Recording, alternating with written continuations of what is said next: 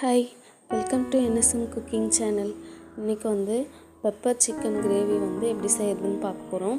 இது வந்து இட்லி, தோசை, ரைஸ் இது எல்லாத்துக்குமே வந்து சூப்பராக இருக்கும்.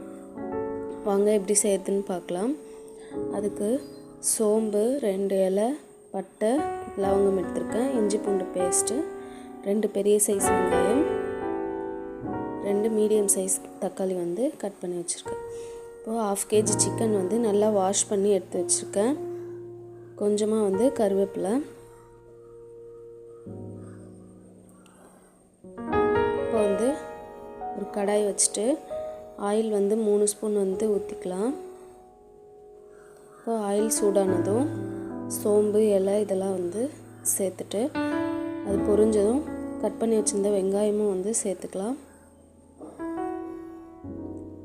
இப்போது இஞ்சி பூண்டு பேஸ்ட்டு சேர்த்துட்டு நல்லா வதக்கி விடுங்க. 1 ஸ்பூன் கல்லுப்பு சேர்த்து நல்லா வதக்கி விடுங்க.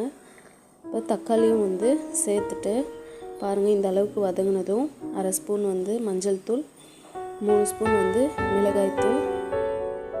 இதுவே வந்து கரெக்டாக இருக்கும், ஏன்னா நம்ம பெப்பர் சேர்க்க போகிறோம் அதனால்.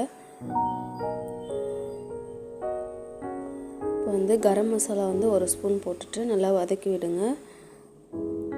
சிக்கன் வந்து வாஷ் பண்ணி வச்சுருந்தது எடுத்து அதில் சேர்த்துட்டு நல்லா வதக்கி விடுங்க.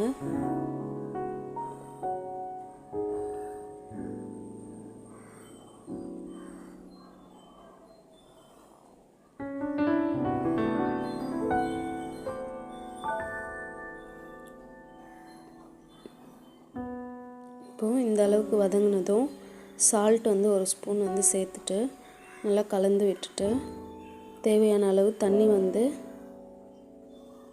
ஊற்றி வேக வச்சுக்கலாம். ஒரு 10 மினிட்ஸ் வந்து வேக விட்டால் போதும். இப்போ பாருங்கள், நல்லா வெந்திருக்கு. இப்போது பெப்பர் வந்து 2 ஸ்பூன் வந்து மிக்சியில் அரைச்சி சேர்த்துக்கிறேன்.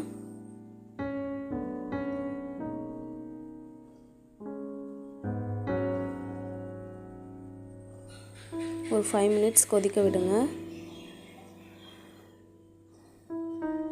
கொதித்ததும் கருவேப்பிலை வந்து சேர்த்துக்கலாம்.